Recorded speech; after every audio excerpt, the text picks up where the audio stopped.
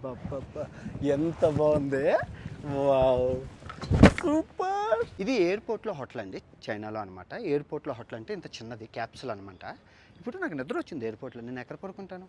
అనౌన్స్మెంట్లు, రానగౌన ధ్వనులు, disturbance. So ప్రశాంతంగా ఎయిర్పోర్ట్లోని నువ్వు మొబైల్తోని ఇదిగో స్కాన్ చేసేసి డోర్ ఓపెన్ చేసేసి పడుకుని పోవడమే. ప్రశాంతంగా పడుకుని పోవడమే. ఎవ్వన 3 గంటల నుంచి 4 గంటలు పడుకొని లెగిస్తూ బాత్రూమ్లో పక్కనే ఉంటే స్నానం చేసేసుకుంటూ వెళ్ళిపోతావు. నీ ఫ్లైట్ ఎక్కి వెళ్ళిపోతావు. ఎందుకంటే నేను ఎన్నో ఎయిర్పోర్ట్లో నేల మీద పడుకున్నాను, పెద్ద పెద్ద దేశాల్లోనే నేల మీద, కెనడా పెద్ద పెద్ద.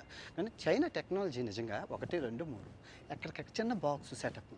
ఇలాంటి బాక్సులు మనం తీసుకొచ్చి హైదరాబాద్లోని, బెంగళూరులోని టెక్నాలజీని వాడుకున్నంత నిజంగా అంత అద్భుతమైన ఐడియా అంటే ఎయిర్పోర్ట్లో.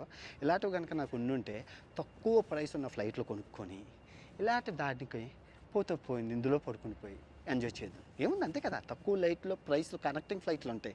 అలాంటి వాళ్ళకి ఇది భలే ఉపయోగపడుతుంది. ఐడియా బాగుంది, చాలా బాగుంది.